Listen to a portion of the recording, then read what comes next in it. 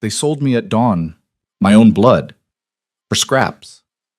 Elena Cross wasn't supposed to survive what came next, the compound, the chains, the slow erasure of girls who entered and never left whole. In Iron Hollow, weak meant disposable. Unshifted meant worthless. And she was both. But the day the Alpha King walked through those gates, everything shattered. One breath, one scent, one impossible pull that rewrote the rules. They thought they were selling a broken girl to cover a debt. They had no idea what they'd just unleashed. Stay until the end. Drop your city in the comments. And if this story grips you, hit that like button. You'll want to see how this ends. The cold came first. It always did in Iron Hollow, seeping through the cracks in the walls, through the threadbare blanket Elena had pulled tight around her shoulders, through the hollow space in her chest where warmth used to live. She woke before the sun, like she always did, her breath clouding in the dark room she shared with ghosts. Memories of a mother who'd died too young, a father who'd followed her into the ground, and the brothers who'd inherited everything except decency. The house smelled like mildew and old smoke. The floorboards creaked under her weight as she stood, joints protesting the cold. 23 years old, and her body moved like it belonged to someone twice her age. That's what happened when you didn't shift, when your wolf never came, when your own biology marked you as defective in a world that worshipped strength. She heard them before she saw them, Marcus and Dimitri, her brothers.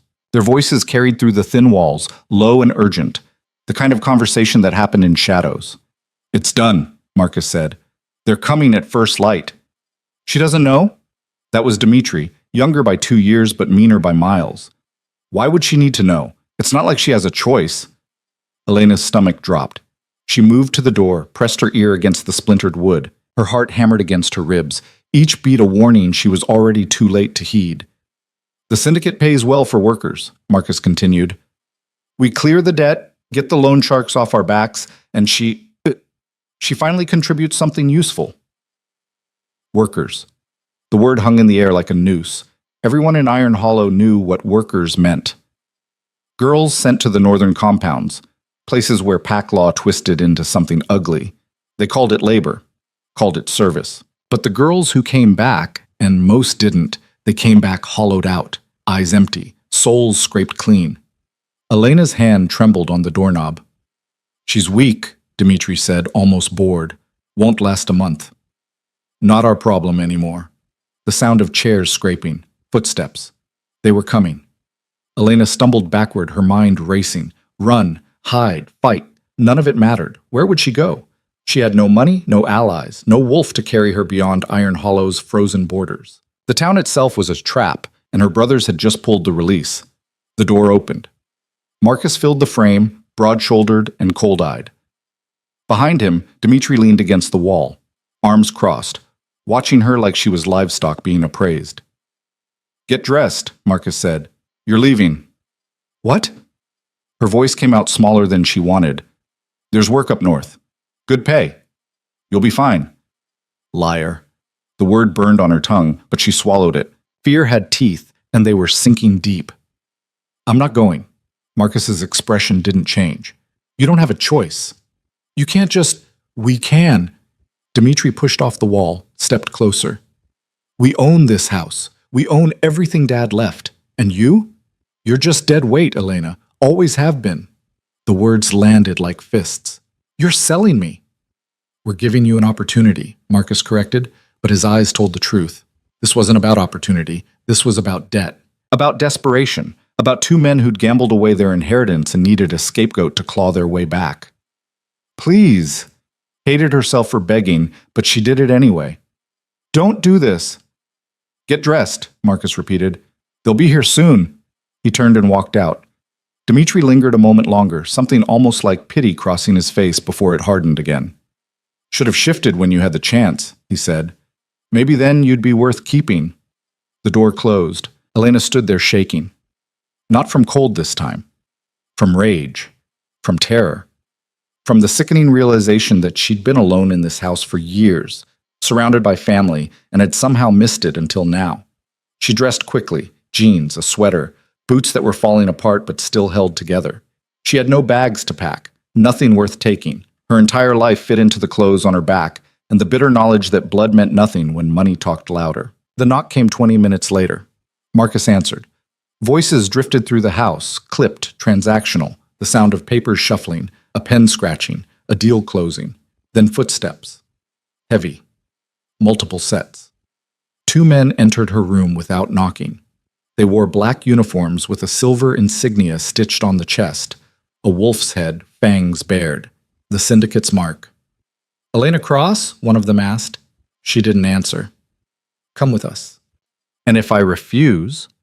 The man's smile didn't reach his eyes. You won't. They took her by the arms, not rough, not gentle, efficient, like this was routine, like she was cargo being loaded for transport. Marcus stood in the hallway, watching, not meeting her eyes. You'll rot for this, Elena said. Meant it. He flinched. Good. Take care of yourself, he said, and the audacity of it nearly made her laugh. They dragged her outside. The dawn was breaking, pale and cold, bleeding gray light across Iron Hollow's frozen streets. A black van idled at the curb, exhaust curling into the morning air. The back doors stood open. Inside, 3 other girls huddled on metal benches, their faces blank with shock. Elena recognized one of them. Mara, 17. Unshifted. Her family had been struggling too. The pattern was obvious now. They shoved Elena inside.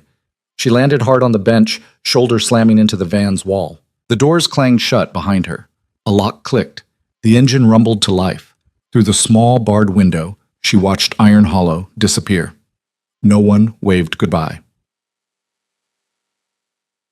The drive north took hours. No one spoke. The girls sat in silence, each lost in their own private horror. Elena's hands were numb, fingers laced together to stop the shaking. She counted her breaths, tried to think, tried to plan, but what plan existed when you had no power? The van hit a pothole, jarring them all. One of the girls whimpered. Mara stared at the floor, lips moving in what might have been a prayer. Elena didn't pray. Prayer was for people who believed someone was listening. The landscape outside shifted, trees thickened, snow piled higher on the roadside. They were leaving the borderlands, heading into pack territory. Deep pack territory, where laws bent around strength and tradition, where wolves ruled and humans, and the unshifted, existed at their mercy. By the time the van stopped, the sun had climbed halfway up the sky. The doors opened. Cold air rushed in, sharp enough to cut. One of the guards motioned them out. Elena stepped down onto frozen gravel, her boots crunching loud in the silence. The compound rose before them like a scar on the landscape. High walls, barbed wire, guard towers. It looked less like a workplace and more like a prison. Inside the fence, several low buildings squatted in the snow, gray and featureless. Smoke drifted from a central chimney. Move, the guard said. They were herded through the gates. Elena's heart pounded. Every instinct screamed run, but her body knew better. There was nowhere to run to. Not out here, not in the middle of nowhere, surrounded by wolves who could track a scent for miles. They entered the largest building. Inside the air was warmer, but not by much. Rows of metal bunks lined the walls. A few girls sat on the beds, watching the new arrivals with hollow eyes. No one spoke. No one smiled. A woman appeared from a side door. Older, sharp-featured, dressed in the same black uniform. She looked them over like a rancher inspecting livestock. Welcome to Coldridge, she said. Her voice was flat. You'll work, you'll eat, you'll sleep, you follow orders, you don't complain, you don't run. If you try, we'll find you. And trust me, you don't want us to find you. One of the girls started crying. The woman ignored her. You'll be assigned duties tomorrow. Tonight, you rest. Bunks are first come, first served. Dinner's at 6. Don't be late. She left. The girls scattered, claiming beds. Elena found one near the back, away from the door. She sat on the thin mattress, springs creaking under her weight. Mara took the bunk beside her. We're not going home, are we? Mara whispered. Elena didn't answer, couldn't, because the truth was worse than fear. Sat. The days blurred together. Wake before dawn. Work until your hands bled. Eat tasteless food. Sleep on a mattress that smelled like sweat and despair. Repeat. Elena's assignment was laundry. Hauling heavy baskets of clothes, scrubbing stains until her fingers cracked, wringing out water until her arms screamed. It was brutal, mindless work designed to break you down one day at a time. Some girls tried to resist. They lasted a week, maybe 2, before the guards dragged them away. No one talked about where they went. No one asked. Elena kept her head down, observed, learned. The compound operated on a strict hierarchy. At the bottom, the workers, unshifted girls like her, brought in to do the labor no one else wanted. Above them, the guards, low-ranking wolves who enforced order with fists and threats. And above them, the administrators, higher-ranking pack members who managed the operation. But the compound itself belonged to someone else. A syndicate, a network of alphas who traded in flesh and labor, who saw weakness as a commodity and fear as currency. Elena had heard whispers. Girls who'd been here longer talked in hushed voices about inspections, high-ranking visitors who came to assess the operation. And sometimes, rarely, they took girls with them. No one knew if that was better or worse. 2 weeks in, Elena found Mara in the bathroom, sobbing over the sink. "What happened?" Mara shook her head, tears streaming. "I can't do this anymore." "You have to." "I'm so tired, Elena. I'm so tired." Elena didn't have words of comfort. She was tired too, bone tired, soul tired. The kind of tired that made you wonder if it was easier to just stop fighting. But something in her, stubborn and small, refused to quit. "We'll get through this," she said. Didn't believe it, said it anyway. Mara looked at her like she was crazy. Maybe she was. The morning of the inspection, the guards woke them earlier than usual. "Clean yourselves up," the sharp-faced woman ordered. "Make yourselves presentable. And for God's sake, don't embarrass us." The girls scrambled to obey. Showers were rationed, but today they were allowed longer. Fresh clothes were distributed, still plain, still gray, but cleaner. Elena scrubbed herself until her skin turned red, braided her hair, tried to look like something other than a girl dying by inches. They were lined up in the main hall by 8. The tension was suffocating. No one spoke. Everyone stared straight ahead, waiting. The doors opened. Men entered. Wolves. Elena could tell by the way they moved, too smooth, too controlled. Power radiated off them like heat. But then he walked in, and everything stopped. Elena didn't understand it at first, just that the air changed, thickened. Every nerve in her body went on high alert, screaming danger, and something else, something she didn't have a name for. He was tall, dark-haired, dressed in black, sharp lines and authority. His eyes swept the room, cold and assessing. And then they landed on her. The world tilted. She couldn't breathe, couldn't move. His gaze pinned her in place, and for a moment, just a heartbeat. Something flickered in those ice-blue eyes. Surprise. Recognition. No, not recognition. Realization. He crossed the room in 3 strides, stopped directly in front of her, close enough that she could smell him, pine and smoke and something wild. "What's your name?" His voice was low, controlled, but underneath she heard it, a tremor. "Elena." Her voice barely worked. He stared at her, through her, into her. Then he turned to the sharp-faced woman. "This one, I'm taking her." The woman blinked. "Sir?" "Under royal authority, effective immediately." Royal authority. Murmurs rippled through the room. The other wolves exchanged glances. The sharp-faced woman opened her mouth to protest, then thought better of it. "Of course, Alpha King." Alpha King. Elena's knees nearly gave out.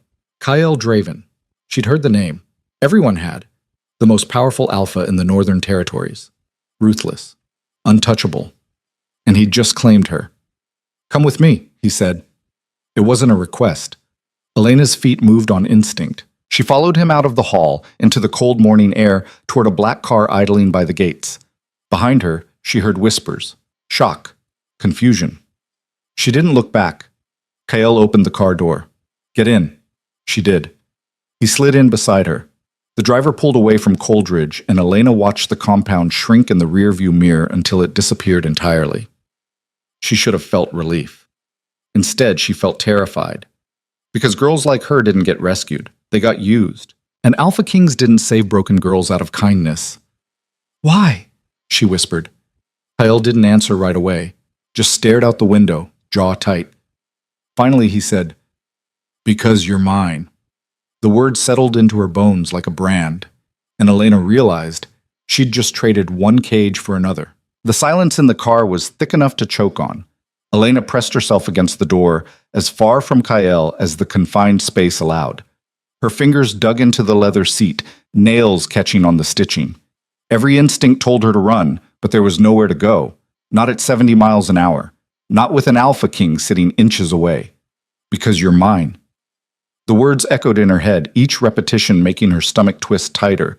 She risked a glance at him. He sat rigid, staring straight ahead, jaw clenched so hard she could see the muscle jumping beneath his skin. His hands rested on his knees, fingers curled into loose fists. He looked like a man barely holding himself together. That scared her more than anger would have. "Where are you taking me?" Her voice came out steadier than she felt. "Somewhere safe." That's not an answer. His eyes cut to her, ice blue and sharp enough to draw blood. "It's the only answer you're getting right now." Elena's throat tightened. "You can't just—" "I can." Flat. Final. And I did. She wanted to argue, wanted to scream, but what good would it do? He'd pulled her out of Coldridge under royal authority, whatever that meant. She had no leverage, no power, nothing but the sick certainty that she'd been claimed by something far more dangerous than the compound she'd left behind. The driver, a younger wolf with nervous eyes, kept glancing in the rearview mirror. Kael noticed. "Eyes on the road, Marcus." Not her Marcus, different one. The name still made her flinch. They drove for hours. The landscape shifted from barren industrial sprawl to dense forest, mountains rising in the distance like jagged teeth. Snow fell in lazy spirals, coating everything in white. Elena's body ached. Exhaustion pulled at her, 2 weeks of brutal labor catching up all at once. Her eyes drifted shut despite her fear. She jerked awake when the car stopped. They'd arrived at a compound, but nothing like Coldridge. This was a fortress. Stone walls rose 30 feet high, topped with iron spikes. Guard towers stood at each corner, wolves visible even from the ground. Beyond the gates, she could see buildings, sleek, modern, expensive. The gates opened. They drove through. Kael didn't wait for the driver to open his door. He was out of the car before it fully stopped, moving with that unnatural wolf speed. Elena fumbled with her seatbelt, fingers clumsy. He pulled her door open. "Come." She climbed out on shaking legs. The cold hit her immediately, cutting through her thin clothes. Kael noticed. He shrugged off his coat and threw it over her shoulders before she could protest. It was still warm from his body, smelled like him. She wanted to throw it off. Wore it anyway because she was freezing and pride was a luxury she couldn't afford. "This way." He led her toward the largest building, a 3-story structure of stone and glass. Wolves watched from windows, from doorways, from the shadows. Their eyes tracked her every move. Some looked curious. Others looked hostile. All of them looked like they wanted answers. Inside, the warmth was almost painful. Elena's fingers throbbed as blood flow returned. The interior was just as impressive as the exterior. High ceilings, polished floors, furniture that probably cost more than her entire life in Iron Hollow. Kael didn't give her time to gawk. He walked fast, expecting her to keep up. She did, barely. They climbed stairs, went down a long hallway, stopped at a heavy wooden door. He pushed it open. "Your room." Elena stepped inside and nearly stopped breathing. It was bigger than the entire house she'd grown up in. A massive bed dominated one wall, piled high with blankets and pillows. A fireplace crackled in the corner. Floor-to-ceiling windows looked out over the forest. There was a sitting area. A bathroom she could see through an open door that had actual marble. "This is a mistake," she said. "It's not. I don't belong here." "You do." He moved past her, checked the windows, the locks, making sure everything was secure. "Someone will bring you food, clothes, anything you need. What I need is answers." He stopped, turned to face her. For a moment, something cracked in that iron control. She saw exhaustion, confusion, something almost like fear. Then it was gone. "Rest," he said. "We'll talk tomorrow." "No, we'll talk now." She surprised herself with the force in her voice. "You pulled me out of that place, claimed me like I'm property, brought me here without explaining anything. I deserve to know why." Kael's eyes narrowed. "You deserve to be alive. That's what you deserve, and if I'd left you in Coldridge, you wouldn't have lasted another month." "How do you know that?" "Because I've seen what they do to girls like you." The words hung between them, heavy with meaning she didn't want to unpack. "Girls like me," she repeated. "Weak, unshifted, worthless." "That's not what I meant." "Then what did you mean?" He ran a hand through his hair, frustration bleeding through. "I can't explain it yet. I don't even fully understand it myself. Try. Tomorrow. Now. Elena. Her name on his lips sounded like a warning and a plea. I'm trying to protect you. From them. From this situation. From me, if necessary. But I need you to trust me. I don't know you. I know. So why should I trust you? He stepped closer. She forced herself not to retreat. His eyes searched her face, looking for something she didn't know how to give. Because when I walked into that compound, he said quietly, and I caught your scent, my wolf recognized you. And that's never happened before. Not in 200 years. Her heart stopped. What does that mean? I don't know. He looked as shaken as she felt. But I'm going to find out. He left before she could respond. The door closed with a soft click. Elena stood alone in the center of the room, trembling. Not from cold this time, from the terrifying possibility that her life had just gotten infinitely more complicated. Food arrived an hour later. A woman in her 40s, sharp-eyed and efficient, wheeled in a cart laden with dishes. She set them on the small table by the fireplace without a word, then turned to leave. Wait, Elena said. The woman paused. Yes? What's your name? Mira. I'm Elena. I know who you are. Not hostile, but not friendly either. Neutral, watchful. What is this place? The king's residence. And everyone here, they're wolves? Most. Mira studied her with uncomfortable intensity. You're not. It wasn't a question. No. Then you shouldn't be here. Mira's voice dropped. Whatever the king thinks he's doing, it won't end well, for him or for you. Is that a threat? It's advice. Mira moved toward the door. Eat, sleep, and be very careful who you trust. She left. Elena stared at the food. Her stomach growled despite her anxiety. She couldn't remember the last real meal she'd had. Coldridge served slop. Before that, her brothers barely fed her. She ate, slowly at first, then faster. Soup that actually tasted like something, bread that wasn't stale, meat that melted on her tongue. It was almost obscene. Afterward, she explored the bathroom. The bathtub alone was bigger than her bunk at Coldridge.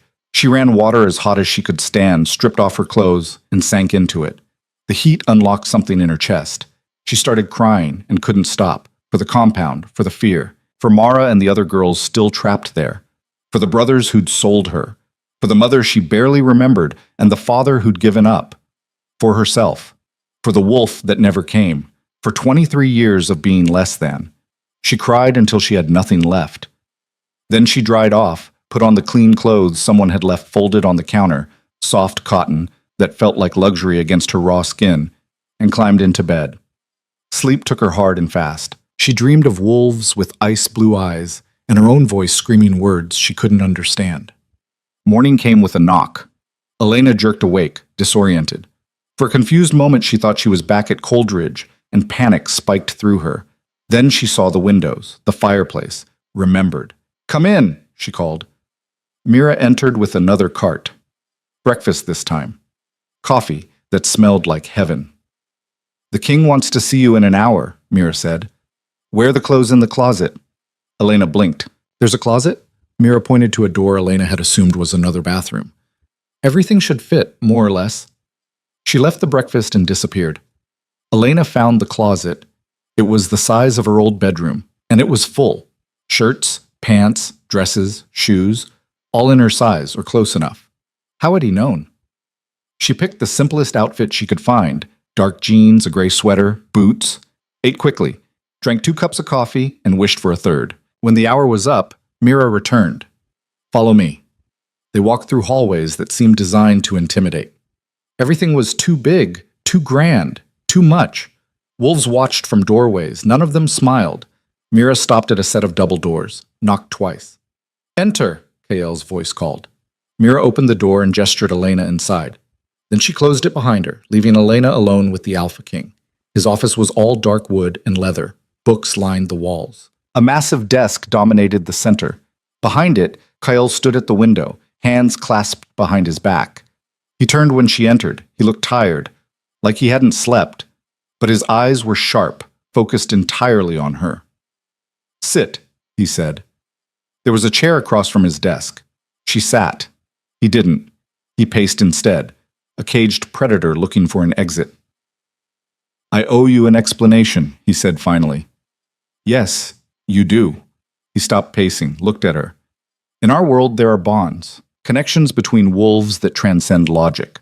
The strongest is the mate bond. When two wolves are compatible, they recognize each other. It's instant, undeniable. Elena's stomach dropped. No, I'm not finished. I know what you're going to say, and the answer is no. I'm not a wolf. I can't shift. Whatever you think you felt, it's not what I think. His voice cut through her panic like a blade. It's what I know. When I walked into that compound and caught your scent, my wolf recognized you as my mate. The word landed like a bomb. That's impossible, she whispered. I thought so too. He resumed pacing. Mates are always wolves. Always. But there you were, unshifted, weak, and my wolf was screaming that you belonged to me. Each word was a knife. I'm not weak, she said. Meant it. He stopped. I didn't mean, yes, you did. She stood. Her hands were shaking, but she didn't care. Everyone means it. My brothers, the guards at Coldridge, you. I'm unshifted, so I'm worthless. Defective. Something to be discarded. That's not what I think. Then why did you say it? Because it's what everyone else will think. He moved closer, and the air between them crackled with tension. Do you understand what it means for me to claim an unshifted girl as my mate? I'm the Alpha King. I'm supposed to bond with someone strong, someone who can stand beside me, lead beside me, someone who can shift. Then reject the bond. The words came out before she could stop them. Kale went very still. What? You heard me. If I'm such a liability, reject the bond. Send me somewhere safe, far from here. I didn't ask for this. I can't.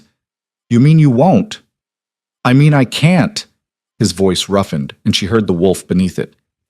Do you think I haven't tried? I spent all night fighting it. My wolf wants you, needs you, and the longer I'm near you, the harder it gets to... He cut himself off, stepped back. This isn't just about what I want. Then what is it about? Politics, power, survival. He dragged a hand through his hair. There are 3 other alphas vying for control of the Northern Territories. If they find out I've bonded with an unshifted girl, they'll see it as weakness. They'll challenge me, and if I fall, everything I've built falls with me. So keep me hidden. I tried, but the moment I pulled you out of Coldridge, people noticed. Questions are already being asked, and this morning, he pulled out his phone, tapped the screen, handed it to her. Elena looked at the image. It was her, being led out of Coldridge by Kyle. Someone had taken the photo, and it had spread like wildfire. The caption read, Alpha King claims mystery girl. Who is she? It's already out there, Kyle said, which means I need to control the narrative before someone else does. How? By presenting you to the council. Tonight. Her blood went cold. Tonight? There's a gathering. All the regional alphas will be there. If I don't introduce you, if I try to hide you, it looks weak. But if I present you as my chosen mate and make it clear that anyone who challenges that challenges me. He paused. It might buy us time. Time for what? To figure out what's really going on. He took the phone back. There's something wrong with you. Excuse me? I don't mean it like that. He was treading carefully now. But you should have shifted by now. Most wolves manifest by 18. You're 23. That's not normal. I know that. Have you ever been tested? Medically? She almost laughed. My family could barely afford food. Medical tests weren't exactly a priority. Well, they are now. He moved to his desk, pressed a button. Seconds later, the door opened and a man in a white coat entered. This is Dr. Voss, Kyle said. He's going to run some tests. Now? Elena's heart hammered. Now! Dr. Voss was older, gray-haired, with kind eyes that didn't match the clinical precision of his movements. He gestured to a side door. If you'll come with me, Miss Cross. Elena looked at Kyle. He nodded. She followed the doctor into an adjacent room that had been converted into a medical suite. Examination table, monitors, enough equipment to make her nervous. This won't take long, Dr. Voss said. I need to draw some blood, run a few scans. What are you looking for? Abnormalities. He prepared a syringe. May I? She held out her arm. The needle pinched. Blood filled the vial, dark and red. He took 3 more samples. Then he had her lie on the table while he ran a scanner over her body, watching a screen she couldn't see. His expression shifted. Confusion, then shock. What? Elena sat up. What is it? He didn't answer, just stared at the screen. Dr. Voss? I need to confirm something. He drew another vial of blood, this one going into a different machine. It hummed to life. 5 minutes later, results printed. Dr. Voss read them. His face went pale. Tell me, Elena demanded. He looked at her like she was a ghost. You have wolf blood. I know that. Everyone in my family. No, you don't understand. He set down the paper with shaking hands. You have dominant wolf blood. One of the purest genetic markers I've ever seen. You should be one of the strongest shifters in the territory. The room tilted. That's impossible. I've never shifted. Not once. Because something was blocking it. He pointed to another reading. There are trace amounts of silver and wolfsbane in your system. Someone's been poisoning you. The words didn't make sense, couldn't make sense. For how long? Her voice was barely a whisper. Based on the cellular damage, years. Possibly since childhood. Elena couldn't breathe. The walls closed in. Her vision darkened at the edges. Who? She gasped. Who would? But she knew, deep down she'd always known. Her brothers, her family. They'd been poisoning her, keeping her weak, keeping her unshifted, keeping her worthless. So they could sell her. The rage that filled her was so pure, so white-hot, that for a moment she thought she might actually shift right there on the examination table. But she didn't, because years of poison didn't disappear in a moment of anger. Dr. Voss caught her as her knees buckled. Easy, easy. Sit down. Can you fix it? The question came out broken. I can try. But Elena... He made her look at him. Removing that much toxin from your system will hurt, badly, and there's no guarantee your wolf will emerge even after we do. I don't care. She meant it. Do it. It could kill you. Then I'll die. But I won't stay like this. He studied her for a long moment, then nodded. I'll prepare a treatment plan. But it will take time, weeks, maybe months, and you'll need to be monitored constantly. Fine. He helped her to her feet, led her back to Kael's office. The Alpha King looked up as they entered, saw her face, stood immediately. What happened? Someone poisoned her, Dr. Voss said bluntly.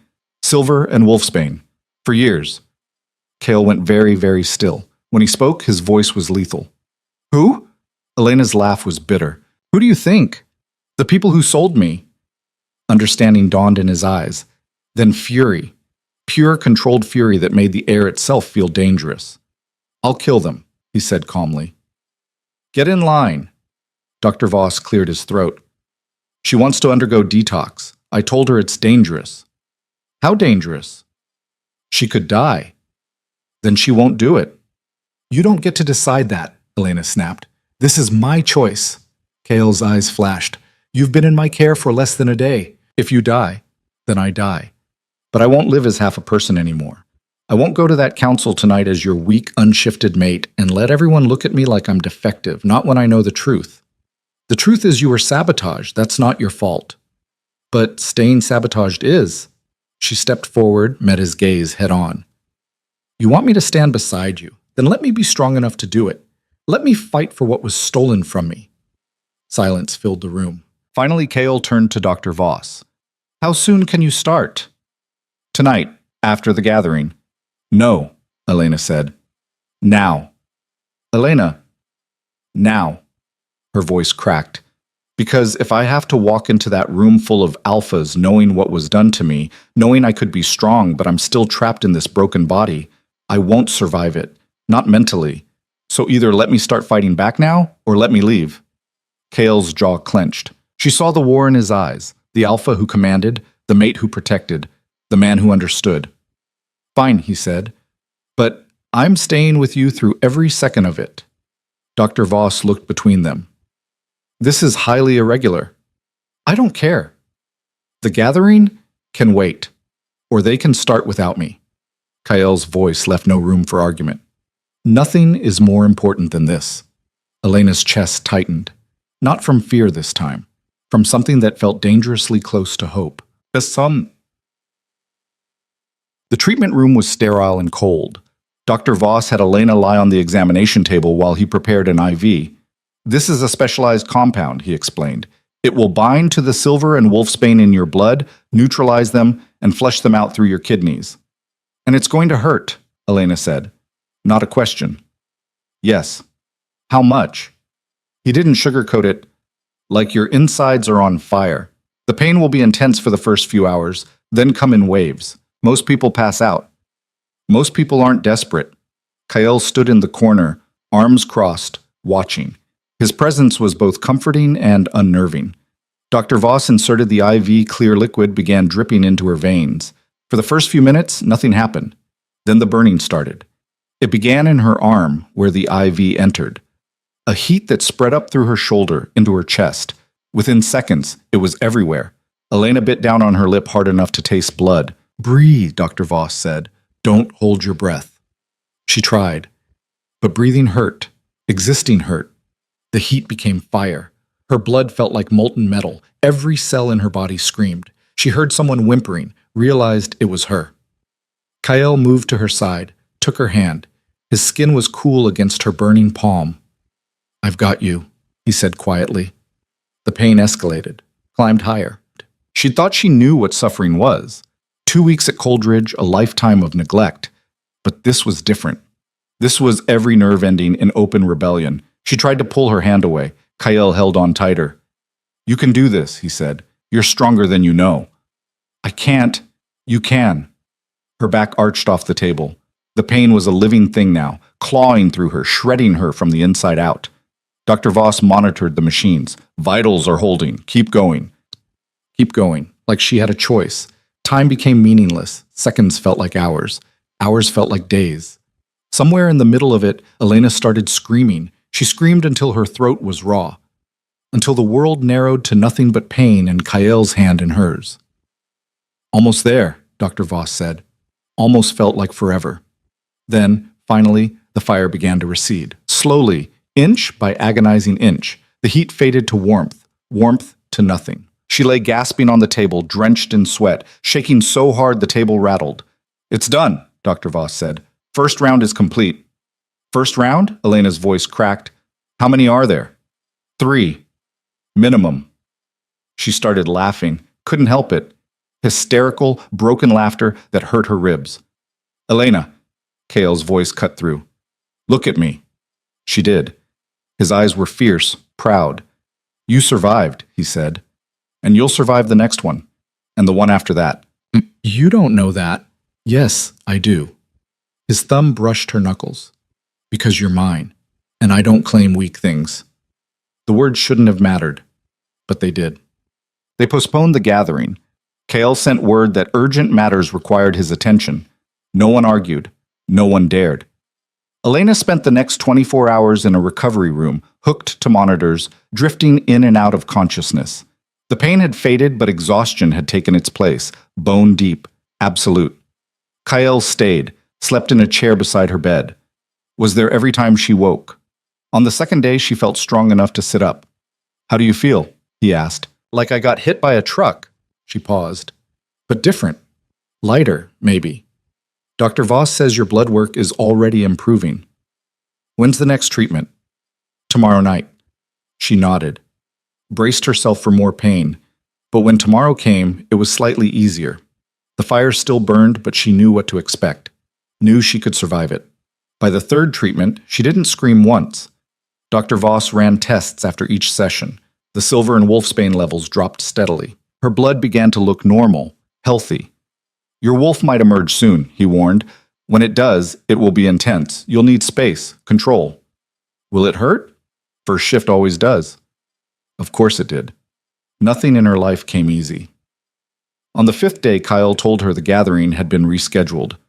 Tonight, he said. Can you handle it? Elena looked at herself in the mirror. She'd gained weight. Her skin had color again. Her eyes looked clear for the first time in years. I can handle it, she said. He studied her carefully. There will be questions, challenges. Some of the alphas will try to undermine you. Let them try. Elena, I'm not afraid anymore. And she meant it. They can think what they want, Say what they want. I know the truth now, and soon I'll prove it. His expression shifted. Something like pride crossed his face. Then let's show them what they're dealing with, he said. That night, Elena dressed in the finest clothes the closet offered. A deep blue dress that hugged her frame, heels that made her tall, hair pulled back to show her face. She looked like someone who mattered. Felt like it too. Kyle met her at her door. He wore all black, severe and commanding. When he saw her, something flickered in his eyes. You look... He stopped. Started again. You look like a queen. I'm not a queen yet. No, he agreed. But you will be. They walked together through the fortress. Wolves stared, whispered, but Elena kept her head high. The gathering was held in a massive hall. Hundreds of wolves packed the space, alphas, their seconds, advisors, mates. The noise was overwhelming. When Kyle entered with Elena at his side, silence fell. Every eye turned toward them. Kale led her to the center of the room where 3 other alphas waited. They looked her over with undisguised contempt. This is the girl? One of them said. Tall, scarred, mean-eyed. The unshifted mate you've been hiding? I haven't been hiding anyone, Kyle said calmly. This is Elena Cross, my chosen mate. You'll show her respect. Respect? The alpha laughed. For a human? She's not human. Then let her shift. The room went still. Elena felt every gaze on her, waiting, judging. She could have stayed silent, could have let Kyle handle it. Instead, she stepped forward. I can't shift, she said clearly, yet, because my family poisoned me for years to keep me weak, to keep me sellable. But that ends now. Murmurs rippled through the crowd. The scarred alpha sneered. A convenient excuse. It's the truth. And when my wolf emerges, and it will, I'll be happy to prove it to you personally. His eyes narrowed. Is that a challenge? It's a promise. Kale's hand found the small of her back. Support. Warning. But Elena didn't back down. The scarred alpha stepped closer, loomed over her. You have no idea what you're inviting, little girl. Try me. For a heartbeat, she thought he might actually attack. Then Kale moved. Faster than thought. He was between them in an instant, and the dominance that rolled off him made the entire room take a step back. Enough, he said quietly, but the word carried like thunder.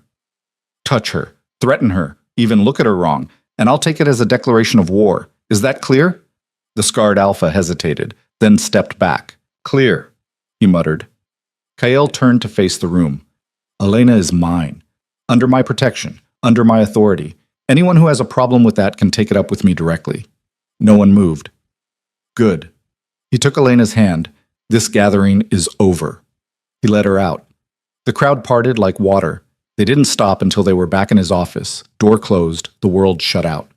Elena's hands were shaking. Adrenaline crashed through her. That was reckless, Kyle said. That was necessary.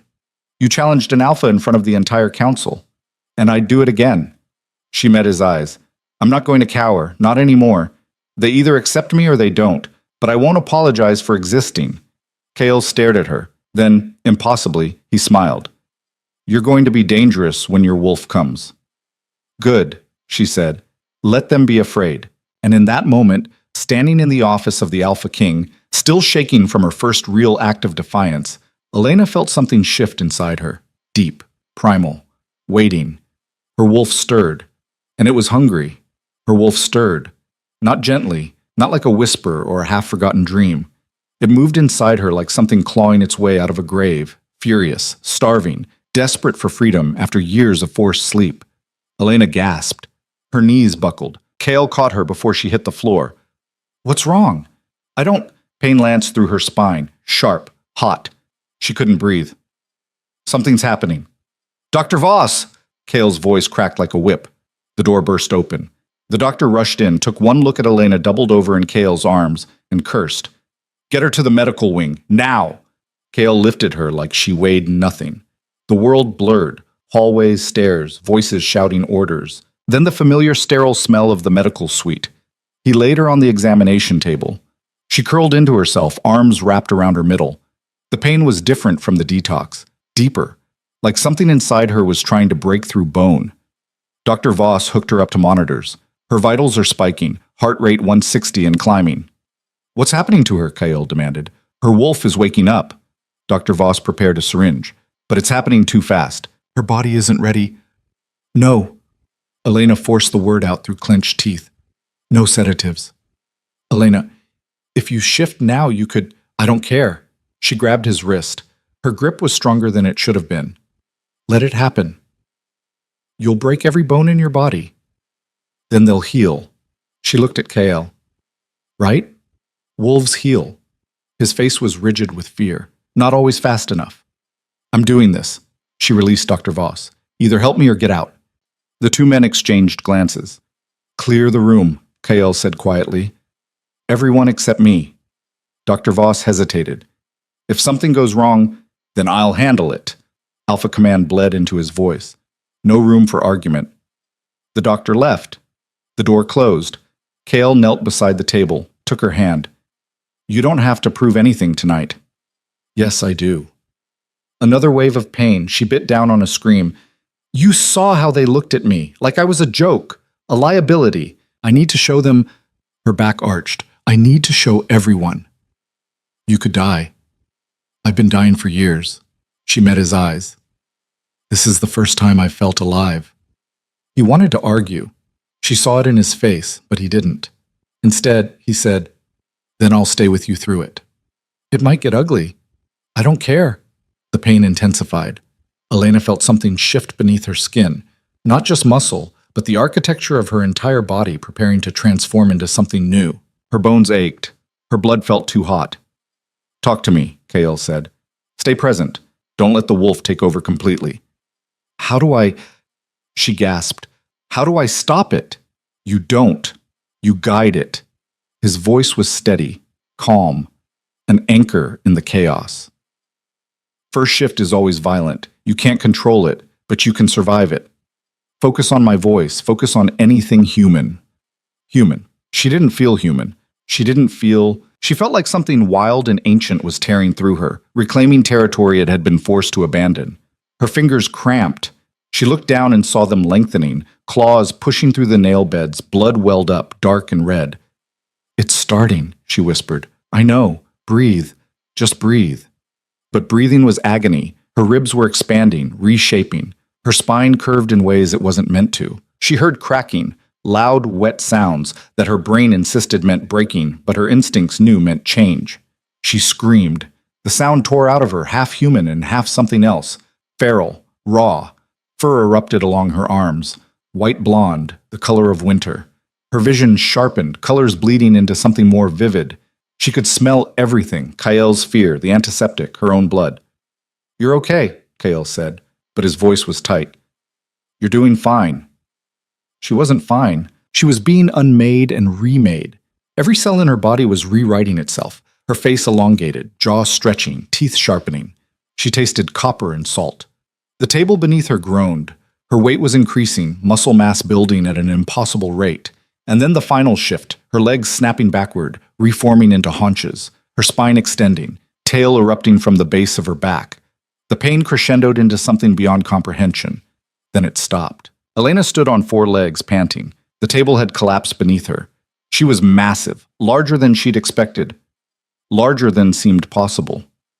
She turned her head, catching her reflection in the glass of a cabinet. A wolf stared back. White blonde fur. Ice blue eyes.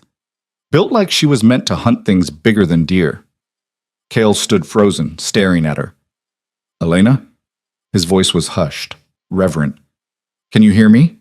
She tried to speak. What came out was a low rumble that vibrated through her chest. Easy. He held up his hands. Don't try to shift back yet. Your body needs time to adjust. But Elena's wolf had other ideas. It had been caged for 23 years. It wasn't interested in being careful. She moved, testing her new body. Her paws were huge, claws scraping against the tile. Everything felt different. Balance, strength, the way her senses flooded her with information. She could hear Kael's heartbeat, could smell his wolf beneath his skin, and she could smell something else, something wrong. Her ears swiveled toward the door. What is it? Kael tensed. She growled, low, warning. He moved to the door, opened it. Voices in the hallway, raised, angry. Can't just barge in here? We have every right. The king's judgment is compromised. Footsteps, multiple sets, coming closer. Kale's expression darkened. Stay here. He left the room. Elena heard the confrontation escalate immediately.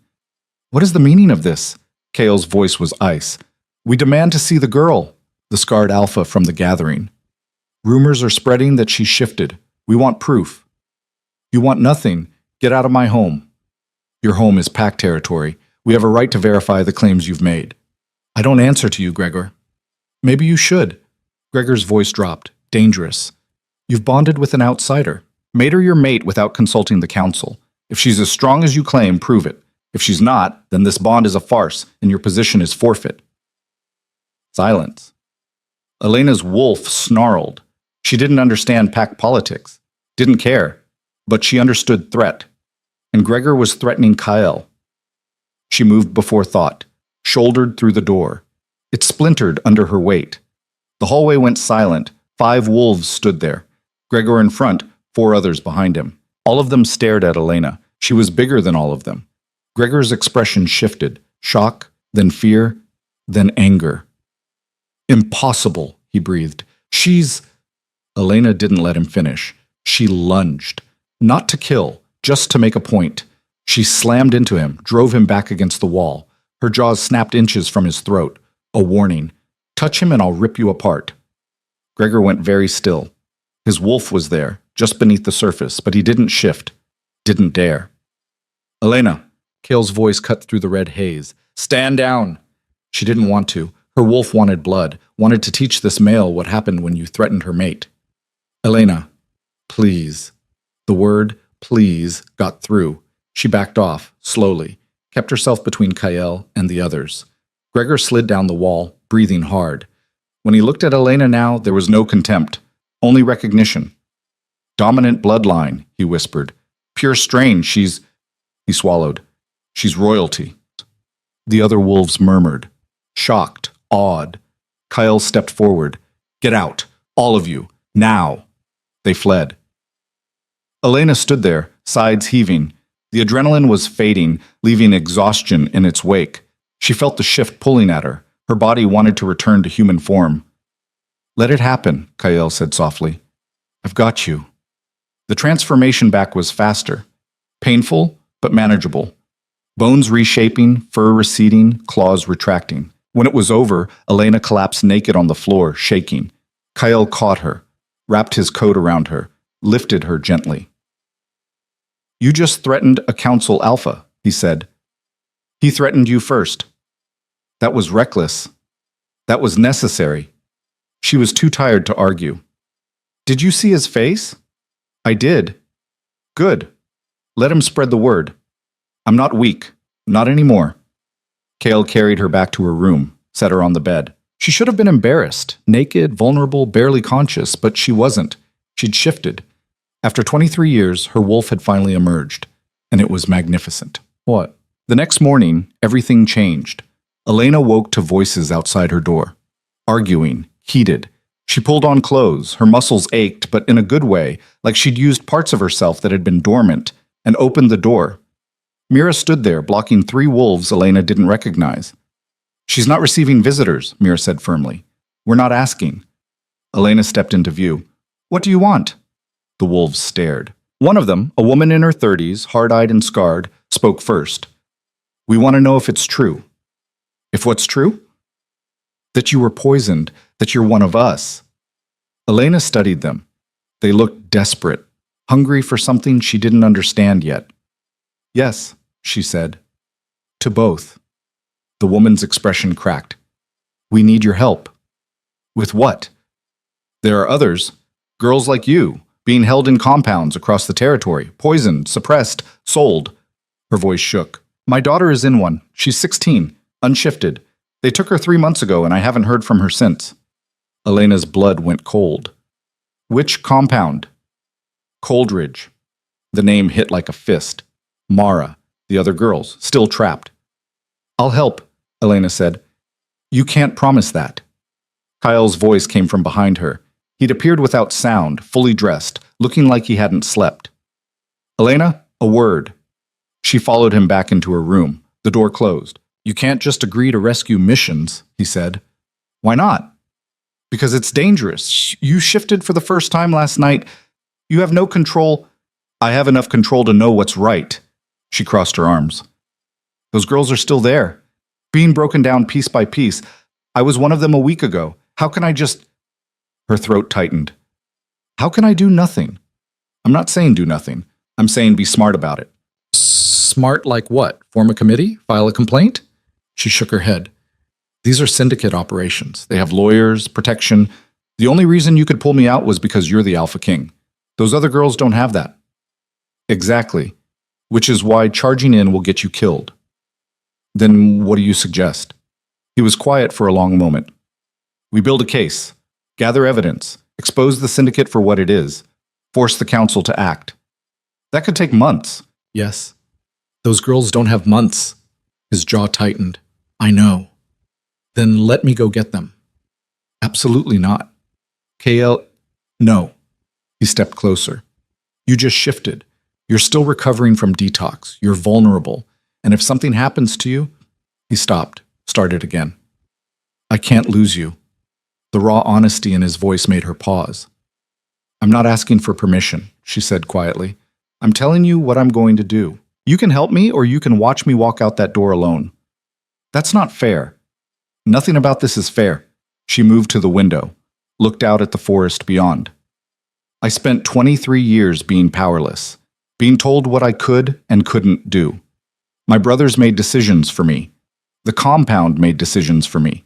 Even you, with the best intentions, want to make decisions for me. She turned to face him. I won't live like that anymore. Kael stared at her. War played out across his face. Finally, he said, if we do this, we do it right. No rushing in. We plan. We prepare. How long? 3 days. 2. Elena, 2 days or I go alone. Tonight. His eyes flashed. You're impossible. I'm free. There's a difference. He ran a hand through his hair. Fine.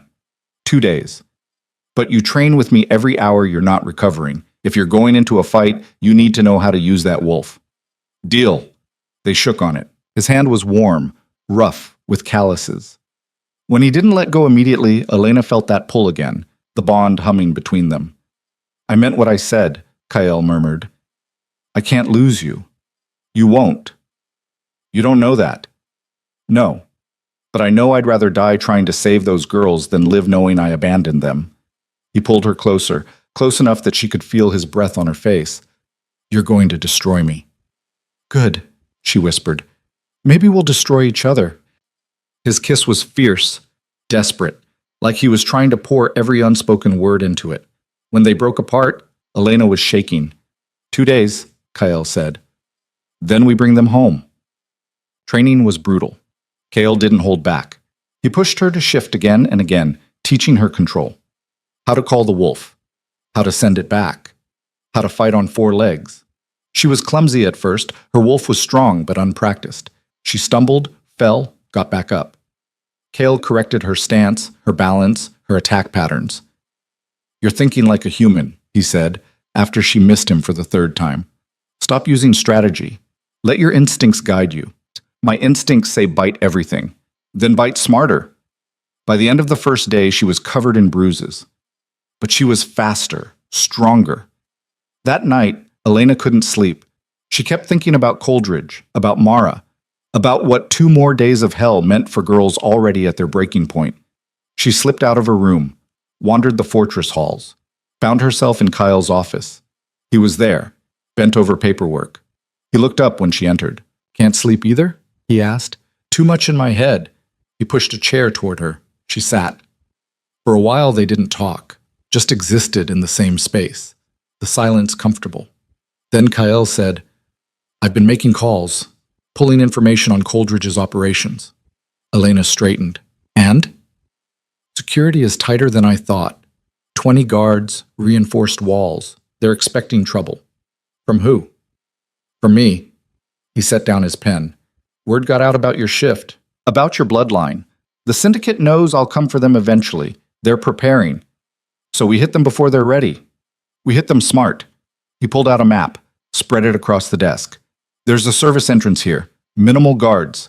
If we can get inside, disable their communications, we can extract the girls before they mount a real defense. How many people do we need? 10, maybe 12, all experienced fighters. And you trust them? With my life. What about with mine? He looked at her. Yes, I wouldn't bring anyone who'd hesitate to protect you. She studied the map, memorized the layout. When do we leave? Tomorrow night, after dark. Less than 2 days, close enough. I'll be ready, she said. I know you will. He hesitated. Elena, if this goes wrong, it won't. But if it does, then we'll deal with it, together. He reached across the desk, took her hand. I've lived 200 years, fought wars, built kingdoms, and I've never been more terrified than I am right now. Why? Because I've never had something worth losing before. The words hit her chest like a hammer. She stood, walked around the desk. Kael's eyes tracked her movement. When she kissed him, it was different from before, slower, deeper, a promise instead of a question. You're not going to lose me, she said against his mouth. I'm too stubborn to die. His laugh was low, broken. I'm counting on it. They stayed like that, wrapped in each other, stealing time, until dawn crept through the windows. The next day passed in a blur of final preparations. Weapons checked, routes memorized, teams assembled. Elena met the wolves who'd be coming with them, hard-faced fighters who looked at her with a mix of respect and curiosity. She was still new, still untested in real combat, but she'd earned her place, and they knew it. That evening, as the sun set, Kael gathered everyone in the armory. Our target is Coldridge, he said. We go in fast. Extract the girls. Get out before they can mount a real response. No unnecessary violence, no heroics. We work as a unit. The wolves nodded. Kael turned to Elena. You're with me. Stay close. Don't engage unless absolutely necessary. I'm not staying on the sidelines. I didn't say you were. I said stay close. His eyes held hers. Please. She nodded. They loaded into vehicles. 3 SUVs, blacked out, silent. The drive north was tense. No one spoke. Elena watched the landscape change, familiar now. Coldridge was only 2 hours from Kael's fortress, close enough to haunt her. When they arrived, the compound looked exactly as she remembered. Gray, ugly, a scar on the earth. They parked a mile out, approached on foot. Kael shifted first, then the others. Elena followed, calling her wolf with an ease that surprised her. The transformation was faster this time, less painful. Her body knew what to do. They moved through the forest like shadows, silent, deadly. The service entrance came into view. 2 guards stood watch. Kael gave the signal. 2 of his wolves broke off, circled around. Seconds later, the guards went down without a sound. They slipped inside. The compound was quiet. Most of the girls would be in their bunks. Guards on patrol would be few. But something felt wrong. Elena's wolf sensed it. The air was too still, too empty. They moved deeper. Found the barracks, kicked open the door. The room was empty. No girls, no bunks, nothing. It's a trap, Kael snarled. Lights blazed on. Alarms shrieked. Guards poured in from every entrance. 20, 30, more. And in the center of them, smiling, stood Gregor. Did you really think I wouldn't notice you planning a raid? He said. I've been working with the syndicate for years. They pay well for information. Kael's wolf lunged. Gregor shifted, met him midair. Chaos erupted. Elena fought on instinct. Claws and teeth. Her wolf was fast, vicious, fueled by rage. But they were outnumbered. She saw one of Kael's wolves go down. Then another. Fall back, Kael roared, but there was nowhere to fall back to. They were surrounded.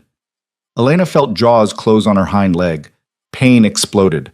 She twisted, snapped at her attacker. Connected. Tasted blood. Then someone hit her from the side. She went down hard. A wolf stood over her. Gregor.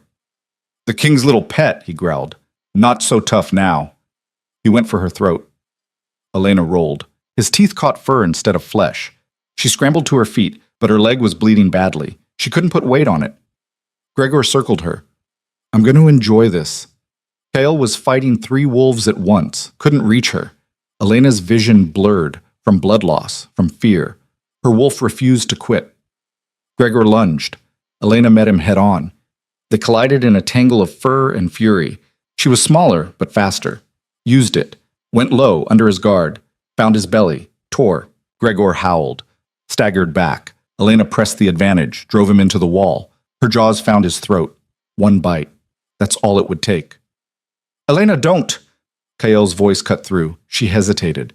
Gregor used that moment. Threw her off. She hit the ground hard enough to see stars. He stood over her, bleeding, furious. You should have killed me. Yeah, Elena gasped. I should have. He raised a paw to finish it. A gunshot cracked through the chaos. Gregor dropped. Elena looked up. Mira stood in the doorway, holding a rifle. Behind her, a dozen more wolves, Kael's reinforcements. The tide turned fast. Gregor's mercenaries broke. Ran. Kael shifted back to human, rushed to Elena's side. Are you hurt? My leg. She shifted back. The wound looked worse in human form. Deep gashes, bone visible. We need to move. Now. He lifted her, shouted orders. Secure the area. Find the girls. Burn this place to the ground. His wolves scattered. Elena clung to Kael, consciousness fading. The girls, we'll find them, I promise. Mara, we'll find her. Darkness pulled at the edges of her vision. The last thing she heard was Kael's voice, ragged with fear. Stay with me, Elena. Stay with me. Then nothing. Pain dragged her back to consciousness, not the searing fire of detox or the breaking agony of her first shift. This was different, sharp and focused, concentrated in her left leg like someone had driven hot iron through muscle and bone. Elena's eyes opened to harsh fluorescent light. The medical suite. Again. Dr. Voss's face swam into view. Welcome back. She tried to sit up. Her body refused to cooperate. Easy. The doctor placed a hand on her shoulder. You've been out for 18 hours. Your leg was badly damaged. We had to operate. The girls, her voice came out like gravel. Did they find? They found them. Kael's voice cut through from somewhere to her right. All of them. Relief hit so hard she almost blacked out again. Footsteps. Then Kael was there, looking like he'd aged 10 years overnight. His eyes were bloodshot, jaw dark with stubble. He took her hand carefully, like she might shatter. Gregor? She asked. Alive. Barely. In custody. His grip tightened. He's talking, giving us names. The entire syndicate operation is unraveling. Good. She looked down at her leg. It was wrapped in so many bandages she couldn't see the damage. How bad?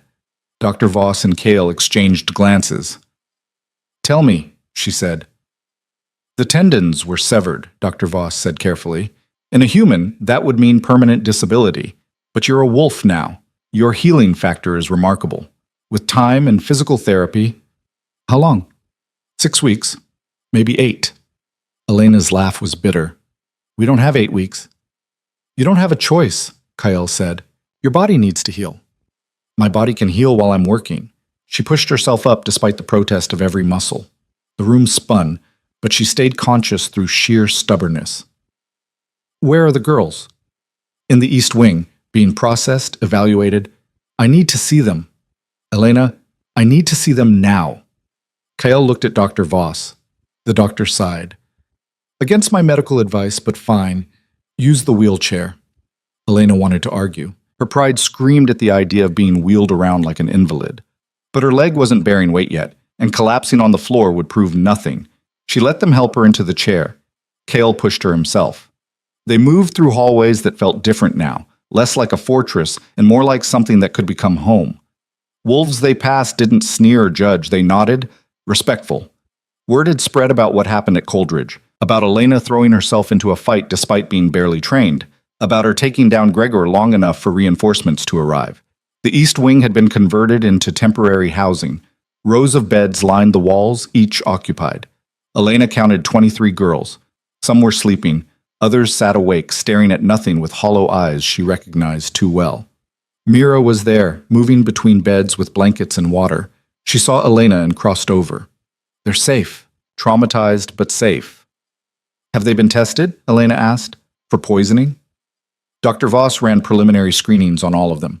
15 show traces of silver and wolfsbane in their systems. 15, more than half. Start detox protocols, Elena said.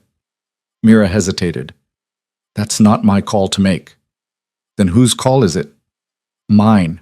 Kale's voice was measured. And I agree. Start the protocols, but carefully. We can't risk overwhelming their systems. Mira nodded and walked away. Elena scanned the room, searching. Then she saw her. Mara. Sitting on a bed near the back, knees pulled to her chest, staring at the wall. Take me over there, Elena said. Kale wheeled her across the room. Several girls looked up as they passed. One of them, a teenager with bruises on her arms, whispered, That's her, the one who came back. They stopped beside Mara's bed. Hey, Elena said softly.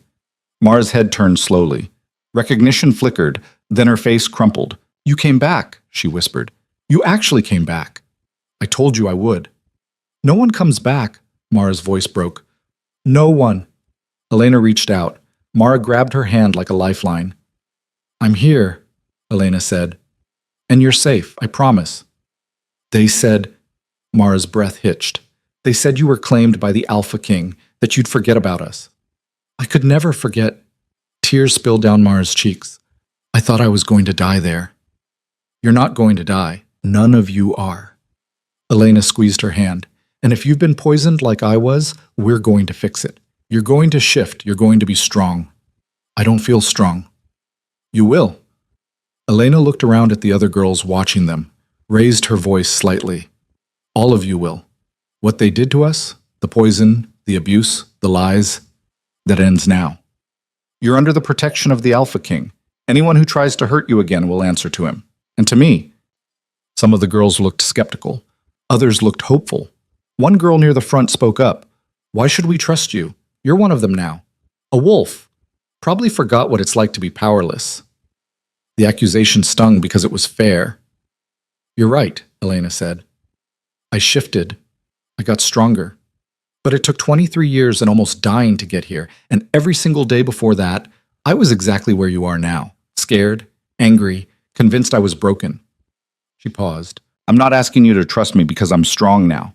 I'm asking you to trust me because I remember what it's like to have nothing, and I'm going to make sure none of you feel that way again. The room was silent. Then the girl who'd challenged her stood, walked over, stuck out her hand. I'm Kara, she said. If you're serious about helping us, I'm in. Elena shook her hand. I'm serious. One by one, other girls approached, introduced themselves. Some cried. Some stayed silent. But they came. By the time Elena left the East Wing, her throat was tight with emotion and her leg was screaming in protest. Kale wheeled her back to her room without a word, helped her back into bed, sat beside her as exhaustion pulled her under again. You're going to change everything, he said quietly. I'm going to try. That's more than most people do. She wanted to respond, but sleep took her first. The next 3 days were chaos. News of the Coldridge raid spread like wildfire, not just through Kyl's territory, but beyond. Other compounds started reporting disturbances. Girls who'd heard about the rescue were resisting, guards were losing control. The syndicate was hemorrhaging operations, and they were furious. On the fourth morning, Elena woke to shouting in the hallway. She grabbed the crutches Dr. Voss had grudgingly provided and made her way to Kyl's office. The door was open. Inside, Kyle faced 3 men in expensive suits. Lawyers, by the look of them. Cannot simply raid private facilities without due process, one of them was saying. Our clients have rights. Your clients are slavers, Kyle said flatly. They poisoned minors, sold them into forced labor. I have documentation, medical evidence, testimony. Allegations that will be challenged in court. Good, I'm looking forward to it. The lawyer's expression hardened. The council will not support this crusade of yours. You've overstepped your authority. I've exercised my authority exactly as intended, to protect PAC members from exploitation. These girls aren't PAC members. They are now. Kale's voice dropped into Alpha Command. Every single one of them is under my protection, which makes them my responsibility. Anyone who has a problem with that can challenge me directly. The lawyers exchanged glances. Clearly, they hadn't expected that. This isn't over, one of them said. No, Kyle agreed. It's just beginning. Now get out. They left. Kyle saw Elena in the doorway, and some of the tension bled from his shoulders. "How much of that did you hear?" he asked. "Enough." She hobbled in, sat heavily in the chair across from his desk. "They're going to fight us." "Of course they are. We just destroyed a multi-million-dollar operation. Can we win? Legally? Maybe. The evidence is solid, but the syndicate has deep pockets and deeper connections." He leaned back. "This is going to get ugly. It's already ugly. It's going to get worse." He studied her. "How's the leg?" "Terrible." "How's your ego after threatening lawyers?" His smile was brief. "Intact. Barely." A knock on the door. Mira entered without waiting for permission. "There's someone here to see you," she said to Elena. "She says she's from Iron Hollow." Elena's blood went cold. "Who?" "A woman named Sarah Cross." The room tilted. Sarah Cross. Her mother's younger sister. Elena hadn't seen her in over a decade. Hadn't even known she was alive. "Send her in," Elena said. Mira disappeared. Moments later, a woman in her 40s entered. She had the same dark hair as Elena's mother, the same sharp cheekbones. But where Elena's mother had been soft, Sarah was hard edges and survival. "Elena." Sarah's eyes were wet. "I heard what happened, what you did. What do you want?" Elena kept her voice flat, neutral. This woman had abandoned them years ago, had vanished when things got hard. "I want to help." "Why?" Sarah flinched. "Because I should have helped before. When your mother died. When your father gave up. When your brothers—" She stopped, swallowed hard. "I was a coward. I left because I couldn't watch what they were doing to you. And now? Now I'm here, and I brought information." Sarah pulled out a folder, set it on Kale's desk. "About your brothers, about what they've been doing." Elena opened the folder. Inside were documents, contracts, bank statements. "They've been selling girls for years," Sarah said quietly. "You weren't the first, just the one I knew about. They have contacts throughout the region, a whole network." Elena's hands shook as she read. Dates, names, amounts. Her brothers had been profiting off trafficking for at least 5 years. "Why now?" Elena asked. "Why bring this to me now?" "Because you're strong enough to do something about it." Sarah's voice cracked. "And because I'm tired of pretending I don't see what's happening." Elena looked at Kyle. He was reading over her shoulder, expression darkening with each page. "This is enough to bring them up on criminal charges," he said. "Multiple counts. They'd be looking at life sentences."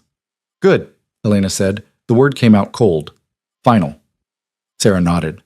"There's more. The syndicate is planning to retaliate. Not legally. They're putting together a strike team, targeting this fortress. They want to take you out before you can expose them completely." "When?" Kyle's voice was sharp. "Soon. Days, maybe hours. I don't have specifics." Kyle was already moving, pressing buttons, speaking into an intercom. "Lock down the compound. Full security protocols. No one in or out without my direct authorization." Alarms began to sound. Sarah backed toward the door. "I should go." "You'll stay," Elena said. "In protective custody. If they're planning a strike, you're a target too." Sarah looked surprised. "You don't owe me protection." "No, but you brought us intelligence that might save lives. That earns you safety." Elena paused. "And despite everything, you're family." Sarah's composure cracked. "Thank you." Mira appeared again. "I'll take her to secure quarters." They left. Elena and Kyle were alone. "This changes things," he said. "Everything changes things lately." "I'm serious. If they're coming here, then we'll be ready." Elena stood balanced on her crutches.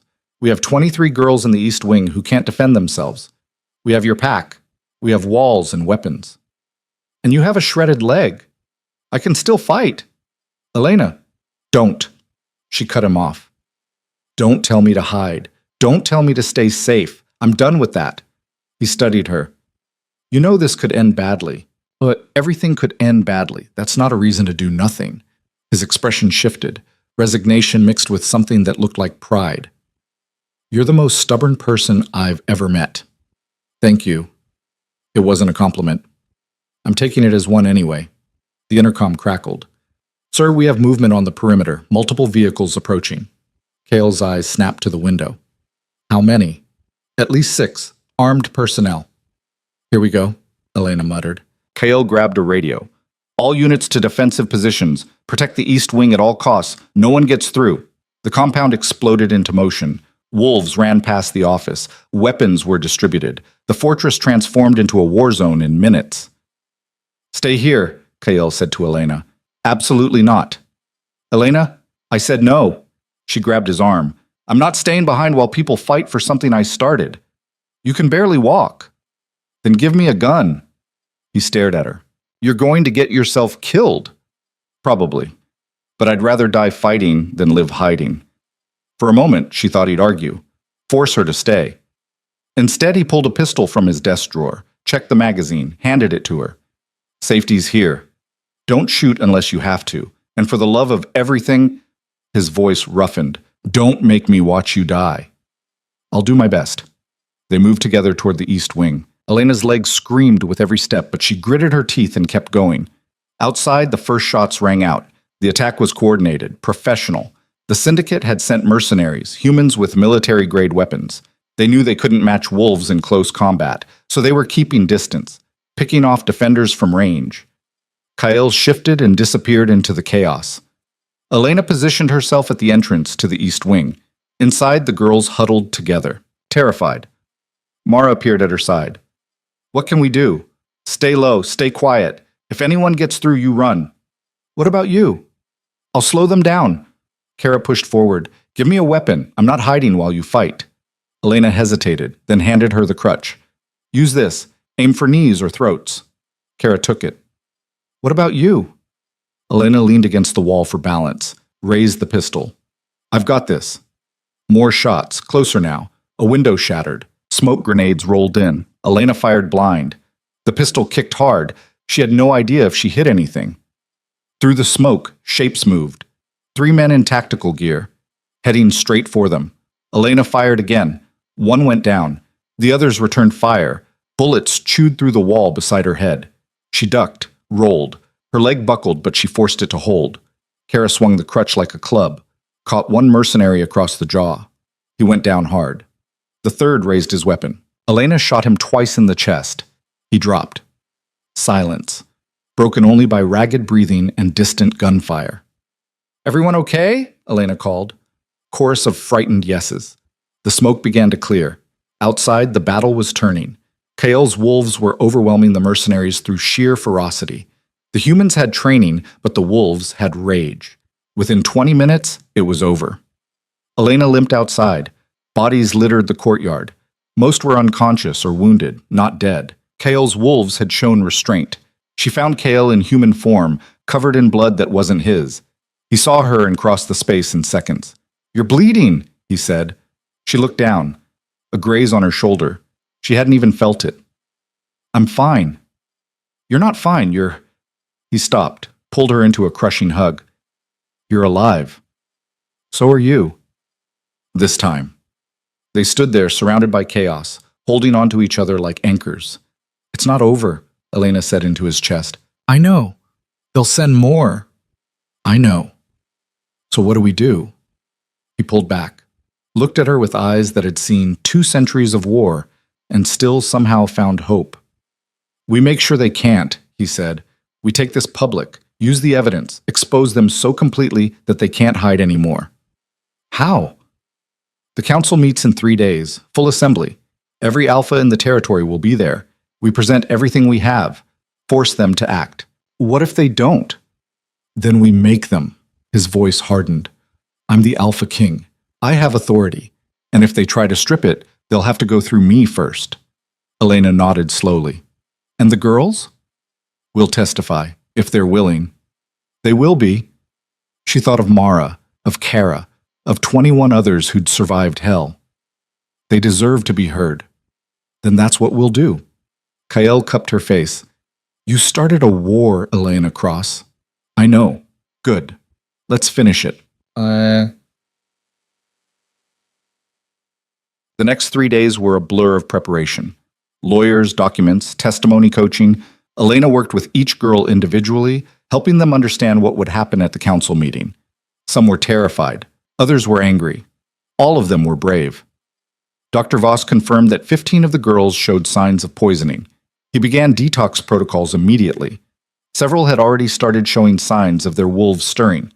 Sarah provided more evidence. Names of other compounds, financial records, a paper trail that connected the syndicate to dozens of illegal operations across the territory. Elena's brothers were arrested. She didn't go to see them, didn't need to. They were done. On the morning of the council meeting, Elena stood in front of a mirror, trying to recognize herself. Her leg was healing faster than Dr. Voss had predicted. She could walk now with minimal limping. Her wolf's regeneration was remarkable. She looked stronger, healthier, like someone who mattered. Mira appeared in the doorway. "It's time." Elena nodded, followed her downstairs. The council hall was massive, amphitheater-style seating that could hold hundreds. Every seat was filled. Alphas from across the territory, their advisors, their mates, all watching. Kyle stood at the center podium. Elena joined him. Behind them, the 23 girls filed in. They'd all agreed to stand together. The head counselor, an ancient alpha named Thaddeus, called the meeting to order. "We're here to address serious allegations," Thaddeus said. "Alpha King Draven has brought evidence of systematic abuse within our territory. We will hear his testimony and review the evidence." Kale stepped forward, his voice carried to every corner of the hall.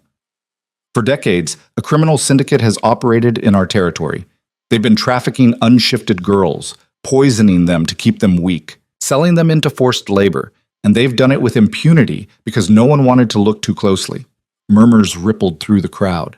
Kyle continued, "I have medical evidence, financial records, testimony from survivors. The operation was widespread, profitable, and protected by individuals we trusted." He pulled out a document, including former counselor Gregor Thorne. Gasps, shouts, chaos. Thaddeus slammed his gavel. "Order," Kale pressed on. "These girls were told they were worthless, that they deserved what happened to them. But the truth is, they were deliberately sabotaged. Their wolves were stolen from them before they even had a chance to emerge." He gestured to Elena. "This is Elena Cross. She's one of the survivors, and she has something to say." Elena stepped forward, every eye in the room fixed on her. For a moment, she froze. All that attention, all that judgment.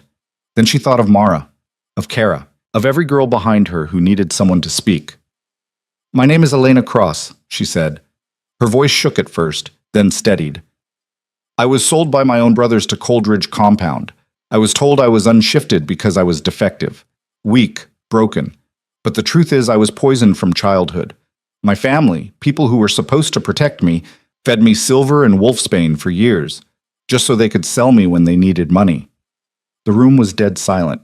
"I'm not unique," Elena continued.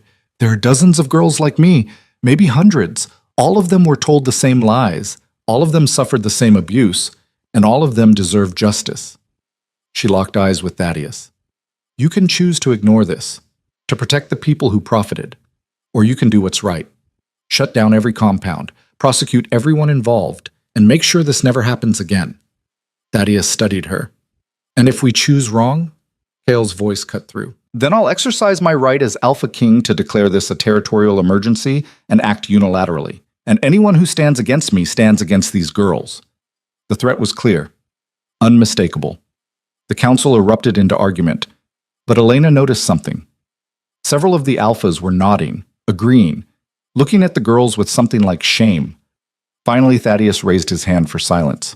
"We will vote," he said. "All in favor of immediate investigation and prosecution of the syndicate operations?" Hands rose. Elena counted. 12. 13. 15. More than half. "Motion carries," Thaddeus declared. "All syndicate facilities will be raided within the week. All individuals involved will be prosecuted to the fullest extent of PAC law. And," he looked at Elena, "survivors will be offered full medical support and integration into PAC society if they choose." The room erupted into applause. Elena couldn't breathe. It was over. They'd won. Behind her, Mara was crying. Kara was grinning. The other girls were hugging each other. Hale's hand found hers squeezed. "You did it," he murmured. "We did it." But even in victory, Elena knew this was just the beginning. Rescuing the girls was one thing, helping them heal, helping them rebuild. That would take years. And she'd be there for all of it. As they left the council hall, wolves who'd sneered at her weeks ago now bowed their heads in respect. The girl they'd dismissed as worthless had just forced the entire territory to change. Outside, the sun was setting, painting the sky in gold and fire. Elena looked at Kael. What now? Now we build something better, he said. A place where girls like you aren't prey, where strength isn't the only thing that matters. That's a big promise. Good thing I have you to help me keep it. She smiled. For the first time in her life, the future didn't look like a trap. It looked like possibility, and Elena was ready to fight for every inch of it. It looked like possibility. But possibility, Elena learned over the next 3 months, was just another word for hard work dressed up in hope. The council's vote had been unanimous in the end. But votes didn't dismantle decades of corruption overnight. Raids on syndicate compounds across the territory revealed horrors worse than Coldridge. Girls kept in cages, children poisoned before they could walk, entire families complicit in the trade. Each rescue brought more survivors to Kael's fortress. The East Wing overflowed. They converted the West Wing, then the South. By the end of the first month, they were housing 87 girls ranging from 12 to 30 years old. Elena threw herself into the work. Physical therapy in the mornings to rebuild her shredded leg. Training sessions in the afternoons with the girls who were strong enough. Late nights reviewing case files, coordinating with Dr. Voss on detox schedules, planning integration programs. She barely slept, barely ate. When Kael tried to get her to slow down, she'd just look at him with those ice blue eyes and say, "Which girl should I abandon first?" He never had an answer for that. On a cold morning in early spring, Elena stood in what used to be the fortress's banquet hall. They'd converted it into a training facility. Mats covered the floor, punching bags hung from reinforced beams. 20 girls in various stages of recovery were working through combat drills. Mara was among them. She'd shifted for the first time 2 weeks ago, a sleek gray wolf, smaller than Elena's, but fast. Watching her move now with confidence she'd never had at Coldridge made something in Elena's chest ache in a good way. Kara was leading the group through defensive maneuvers. She'd become Elena's unofficial second-in-command, fierce and uncompromising. Her wolf had emerged 3 days after detox finished, midnight black and built for fighting. "Arms up," Kara barked. "If someone grabs you, what do? "Break the thumb," a chorus of voices answered. "And if that doesn't work? Go for the eyes." "Good." Again. Elena watched from the doorway, leaning on her cane. Her leg had healed enough to walk unaided, but the cane helped on bad days. Dr. Voss said the limp might be permanent. She'd learned to live with it. Kael appeared beside her. He'd gotten quieter over the past months, the weight of managing both his kingdom and this growing refuge pressing down on him. Gray streaked his temples now that hadn't been there before. "The council wants another update," he said. Elena didn't look away from the training. "Tell them we've integrated 42 girls into Pack Society. 18 have shifted. The rest are still in detox or recovery. They want to know when they'll be self-sufficient. When they're ready, not before." "Elena, I know what you're going to say." She finally turned to him. "The fortress isn't designed to be a permanent shelter. We're draining resources. Some of the alphas are getting impatient." She straightened. "Tell them I don't care." His expression softened. "I'm not asking you to abandon anyone, but we need a long-term solution, something sustainable. I'm working on it." "Are you? Because from where I'm standing, you're working yourself to death trying to be everything to everyone." The words hit harder than they should have. "Someone has to," she said quietly. "Not alone." He took her hand. "You have me. You have Mira, Doctor. Voss, Kara. Let us help carry this." Elena wanted to argue, wanted to say she was fine, that she could handle it, but the exhaustion that had been building for months finally cracked through her armor. "I don't know how to stop," she admitted. "Every time I close my eyes, I see Coldridge. I see all the girls we haven't saved yet, and I know there are more compounds out there, more girls being poisoned, sold, broken. How do I rest knowing that?" "By trusting that you've already changed everything." Kael pulled her closer. 3 months ago, no one even acknowledged this was happening. Now it's the territory's top priority. You did that, not me. You. We're not done. No. But you're allowed to breathe while we keep fighting. She leaned into him, borrowing his strength for a moment. In the training hall, the girls continued their drills, building themselves into something the world couldn't break. That's when Mira burst through the door. "We have a situation," she said. "Iron Hollow is here." Elena's blood went cold. "Who from Iron Hollow?" "Everyone. The entire town leadership. They're demanding an audience." Kael's jaw tightened. "Did they say why?" "No, but they're armed, and they brought media." "Media," That complicated things. Elena looked at Kael. This is about my brothers. Probably. Marcus and Dmitry Cross had been in custody for 3 months awaiting trial. Their lawyers had been stalling, filing motions, claiming their clients were being persecuted. The case was high profile, the first major prosecution stemming from the syndicate investigations. Let me handle this, Elena said. Absolutely not. They sold you, which is exactly why I should face them. She straightened, set aside her cane. This needs to end, and it needs to end publicly. Kael studied her. You're sure? No, but I'm doing it anyway. They gathered in the main courtyard. 20 people from Iron Hollow stood in a tight cluster. Town council members, business owners, a few reporters with cameras. And at the center, looking smaller and meaner than Elena remembered, stood Marcus and Dmitry. They weren't in custody. Someone had released them. Elena stepped forward. Kael stayed at her shoulder, a silent threat. The town's mayor, a thick-necked man named Walsh, stepped forward. Elena Cross. We've come to negotiate. There's nothing to negotiate, Elena said. Your town was complicit in trafficking. Multiple families have been implicated. Justice isn't negotiable. Your brothers made mistakes. My brothers poisoned and sold me. That's not a mistake. That's a crime. Marcus finally spoke. You were a burden, couldn't shift, couldn't contribute. We did what we had to do to survive. The casual cruelty of it, the complete lack of remorse, made Elena's wolf snarl beneath her skin. You survived by selling girls, she said. Each word was ice. How many, Marcus? How many before me? He didn't answer. 12, Dmitry said. His voice was hollow. Over 5 years, 12 girls. The reporter's cameras swiveled. One of them called out, Did you say 12? Walsh tried to intervene. This is a private matter. No, Elena cut him off. This is a public matter, because those 12 girls deserved better. And so did I. She looked at the cameras. For years, Iron Hollow profited off trafficking. They called it work programs and service opportunities. But the truth is they were selling their own daughters, their sisters, anyone they deemed worthless. That's not fair, Walsh protested. We didn't know. You knew. Elena's voice cracked like a whip. Everyone knew. You just didn't care. A reporter pushed forward. What do you want to happen? Good question. Elena had thought about this moment for months. What justice looked like. What revenge tasted like. I want the truth, she said. I want every family involved prosecuted. I want the victims compensated. And I want Iron Hollow to publicly acknowledge what they did and commit to never letting it happen again. That's impossible, Walsh said.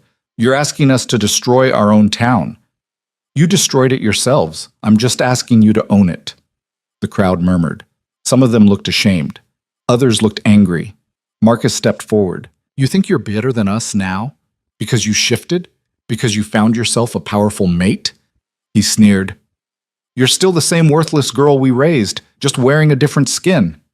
Elena could have responded with words, could have defended herself. Instead, she shifted. The transformation was smooth now, controlled. Seconds later, her wolf stood where the girl had been, white blonde and massive, radiating the kind of dominance that made weaker wolves bare their throats. She stalked toward Marcus. He stumbled backward.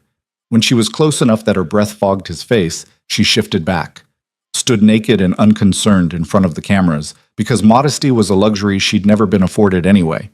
Mira rushed forward with a robe. Elena took it, pulled it on without breaking eye contact with her brother.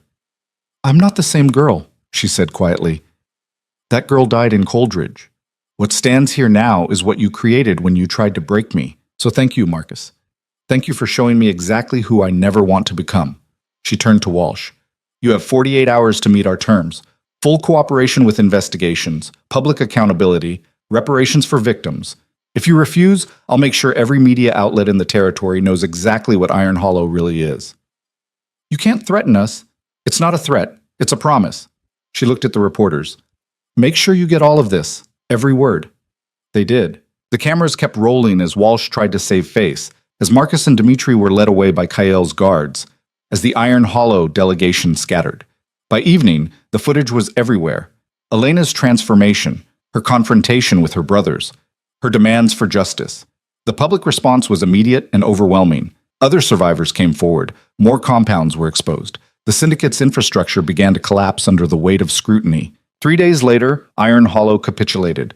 Full cooperation, public apology, reparations fund established. It wasn't enough. Nothing would ever be enough to undo the damage. But it was a start. By 6 months after the council vote, Elena stood in front of a building that hadn't existed a month ago. The Sanctuary, they called it. A compound redesigned from the ground up, not for imprisonment, but for healing. Medical facilities, training halls, classrooms, housing for over 200 people. It had been Kael's idea. Use the seized syndicate assets to build something permanent. A place where survivors could rebuild without fear. But it had been Elena's vision that shaped it. Every detail designed with the girls in mind. Privacy, safety, choice. Today was opening day. Survivors from across the territory had gathered. Some Elena knew. Others were strangers. All of them carried the same haunted look she'd seen in the mirror for years. She addressed them from a small stage in the main courtyard. "I'm not going to tell you that everything will be okay," she said, "because that's a lie. Some days will be terrible. Some days you'll want to give up. Some days the people who hurt you will invade your thoughts and make you feel small again." The crowd was silent, listening. "But here's what I can tell you. You're stronger than they said you were. You're worth more than they made you believe, and you're not alone anymore." She gestured to the building behind her. "This place exists because we refuse to let what happened to us happen to anyone else. It exists because we chose to fight back." Mara stood in the front row, tears streaming, Kara beside her, jaw set with determination. "The sanctuary isn't just a building," Elena continued. "It's proof that we survived, that we're surviving, and eventually, when we're ready, that we'll thrive." Applause started small, then grew, until it echoed off the walls. After the ceremony, Elena walked through the facility, checking rooms, talking to staff, making sure everything was perfect. She found Kael in what would become the library. He was placing books on shelves, everything from combat manuals to romance novels. "Diverse collection," she said. He smiled. "Figured people might want to read about happy endings." "Do those exist?" "We're building one, slowly." She moved beside him, helped shelve books. They worked in comfortable silence. "The council approved your petition," Kael said eventually. Elena's hands stilled. "They did?" "Unanimously. You're officially recognized as the sanctuary's director. Full autonomy. Protected funding." He pulled out a document. "You're also being granted a territory seat." She stared at the paper. A council seat. She'd be one of the decision makers for the entire Northern Territory. "I don't want politics," she said. "It's not about politics. It's about making sure people like you have a voice at the highest levels." He set down the book he was holding. "You've already changed everything, Elena. This just makes it official." She read the document, her name in formal script. Elena Cross, Director of Sanctuary Operations, Council Representative for Survivor Advocacy. It was real, permanent. "I'm terrified," she admitted. "Good. The best leaders usually are." "I don't feel like a leader. I feel like someone barely holding it together." "That's because you care. The ones who don't care are the dangerous ones." He took her hand. "You're going to be incredible at this. You already are." She wanted to believe him, wanted to believe she could carry this responsibility without breaking under the weight. But doubt was a persistent companion. The first major test came 2 months later. A compound in the Western Territory refused to cooperate with investigations. They'd fortified their position, claimed religious exemption, threatened violence if anyone tried to raid them. The council debated for weeks. Some wanted to back down. Others wanted to send in troops. Elena sat through the arguments, listening, learning. Finally, she stood. "I'll go," she said. The room went silent. "Alone?" Thaddeus asked. "With a small team, survivors who volunteered. We'll go in as negotiators, not attackers." "That's suicide," another council member said. "Maybe, but if we go in with force, those girls inside will be caught in the crossfire. They're prisoners, not enemies." Elena pulled out a map. "I've been studying this compound. They have 48 girls inside. Most of them are underage. If we attack, people will die. And if we negotiate, they'll stall," Gregor said. He'd been stripped of his council position, but allowed to speak as an advisor. His testimony against the syndicate had earned him some leniency. Then we'll call their bluff, Elena said. But we tried diplomacy first. Kale was shaking his head. Absolutely not. I won't let you walk into a hostile compound. You don't let me do anything. Her voice was firm, but not unkind. I'm a council member now. I have authority, and I'm using it. The vote was close, but it passed. 3 days later, Elena stood at the gates of the western compound with Mara, Kara, and 2 other survivors who'd volunteered. They were unarmed, wearing white to signal peace. The compound's leader, a gaunt man named Ezekiel, met them at the gate.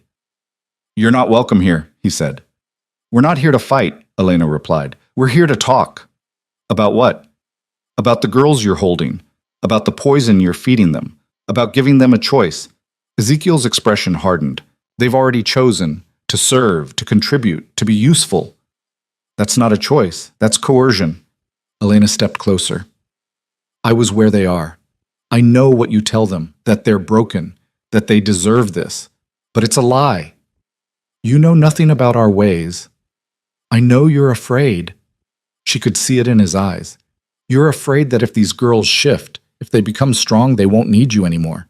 And you'll lose your power. His face flushed. Get out. Not without those girls. Then you'll die here. Guards appeared on the walls, armed, ready. Elena didn't move. Kill me if you want, she said. But those cameras... She pointed to the news crews Kale had positioned a mile away with telephoto lenses. They're watching, and if you kill a council member in cold blood, every pack in the territory will come for you. Ezekiel's jaw worked. He was trapped, and he knew it. What do you want? He finally asked. Let me talk to the girls, alone. Let them hear the truth, and then let them choose. And if they choose to stay, then we leave. He didn't believe her, but the cameras were rolling and he was out of options. 1 hour, he said. They were led inside. The compound was worse than Coldridge. Girls in cages, barely fed, some too weak to stand.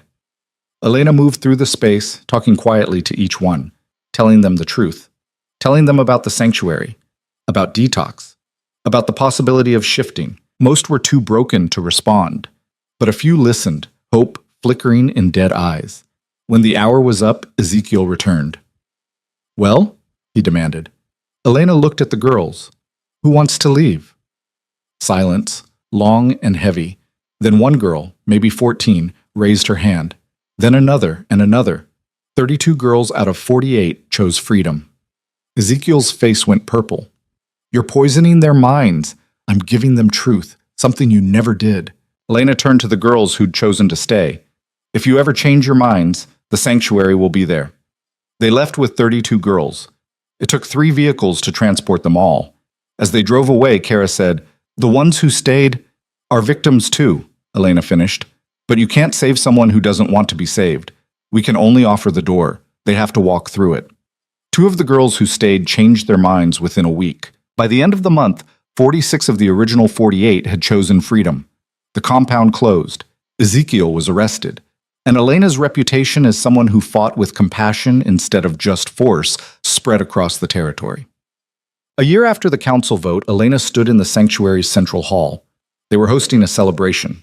The first group of girls to complete the full integration program were being honored. 23 women who'd survived hell and rebuilt themselves into something unbreakable. Mara was among them. She'd become a trainer, teaching self-defense to new arrivals. Kara had taken a position as head of security. No one got into the sanctuary without her approval. Others had found their own paths. Teachers, healers, artists, mothers. Watching them laugh and dance and exist without fear made everything worthwhile. Kale found Elena near the back of the room. You should be up there, he said. They're celebrating because of you. They're celebrating because of themselves. I just opened the door. You did more than that. He pulled her onto the dance floor. You changed the entire structure of how we think about strength, about worth. She let him lead. Her legs still ached on bad days, but she'd learned to dance anyway. I got a message from the Southern Territory, Kale said. They want to build their own sanctuary, using our model. We should help them. I was hoping you'd say that. He spun her gently. You're going to run out of hours in the day eventually. Probably, but not today. The song ended, another began. They kept dancing. Later, when the party wound down and the guests departed, Elena walked through the empty halls, checking locks, making sure everyone was safe. She found Mira in the medical wing, updating charts. "You should go home," Elena said. "So should you." Mira set down her pen. "But we won't, because this place doesn't sleep." "No, but the people in it do." Elena sat. "How are the new arrivals?" "Settling, scared, hopeful." Mira pulled out a file. "There's one I'm worried about. 16, heavily poisoned. She's not responding to treatment. What does Dr. Voss say?" "That we might lose her." Elena's chest tightened.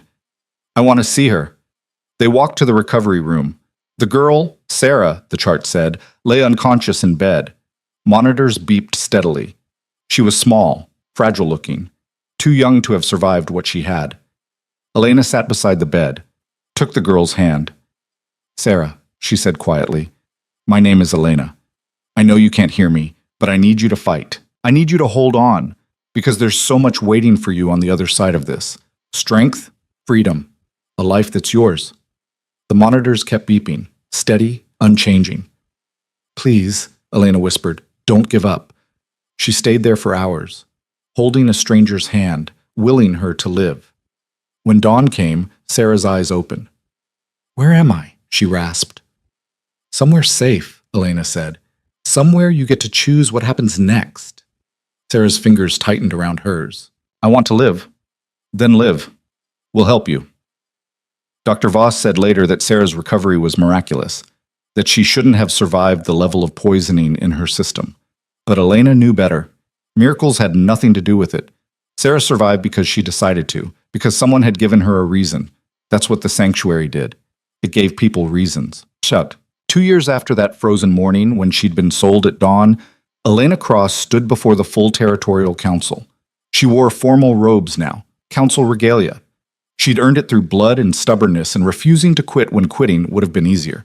The chamber was packed.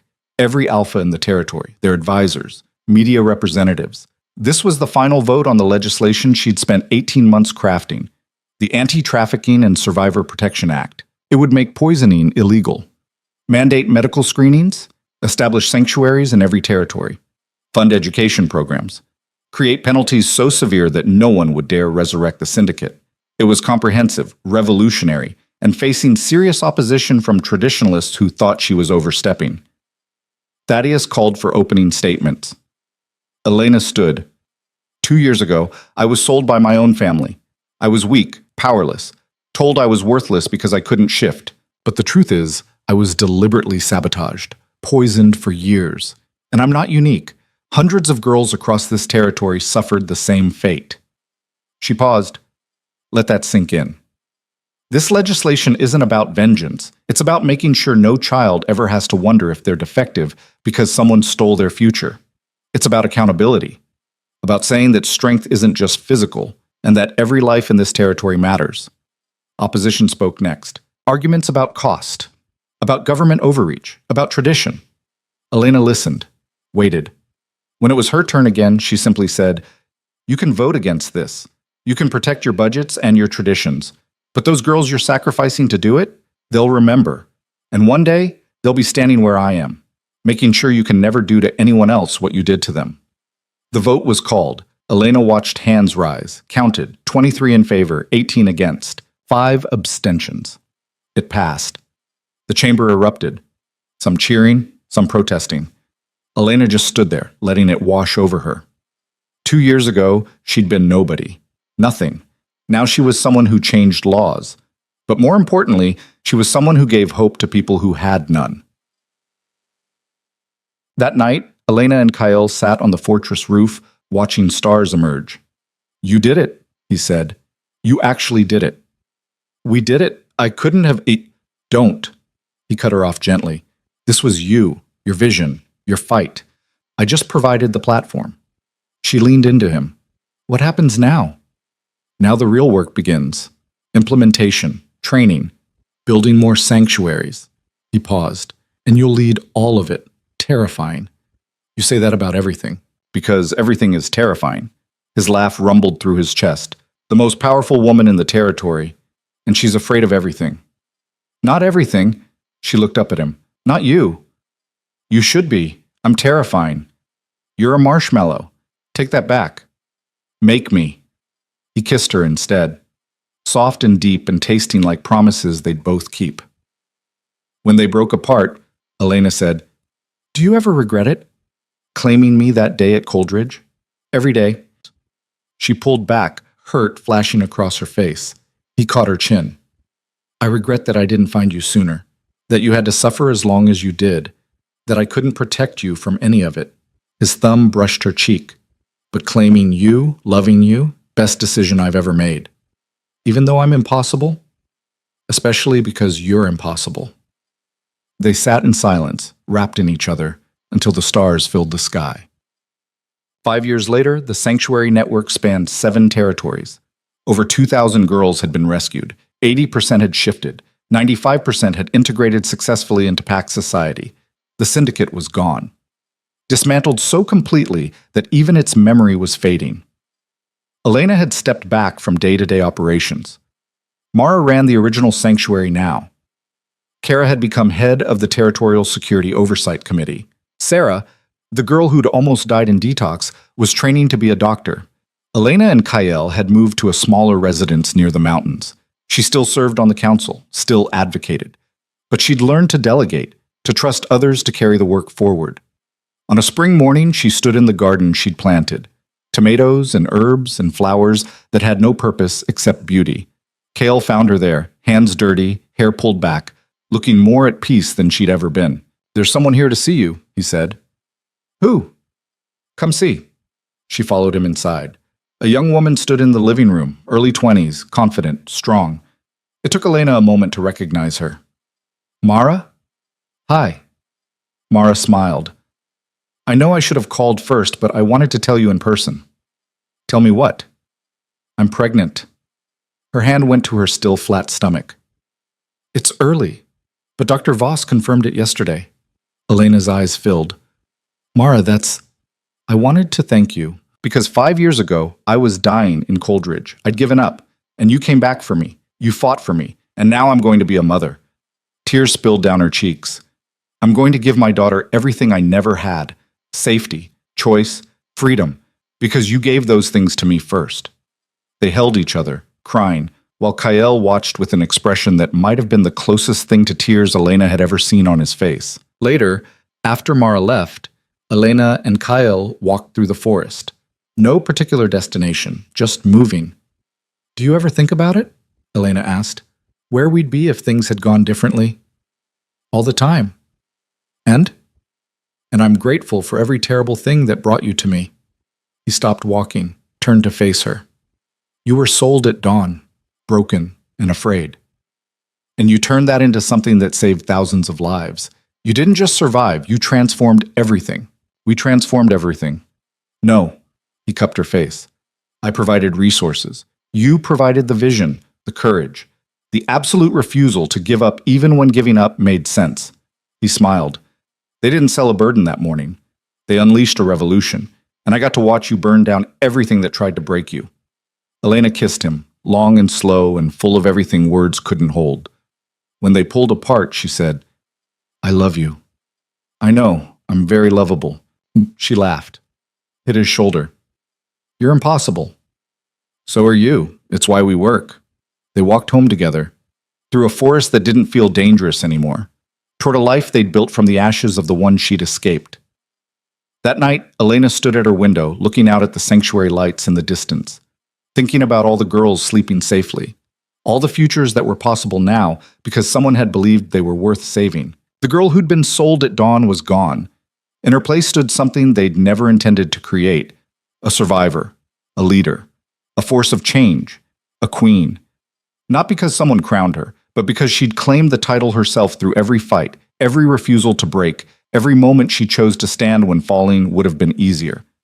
They sold her for scraps. They got a revolution. And Elena Cross, once worthless, once broken, once thrown away, had proven that the most dangerous thing in the world wasn't strength or power or dominance. It was a woman who decided she was done being prey. The dawn broke over the mountains, painting the sky in gold and fire. A new day, a new beginning. Elena watched it rise with a smile on her face and iron in her bones. She'd survived, she'd thrived, And she wasn't done yet, not even close.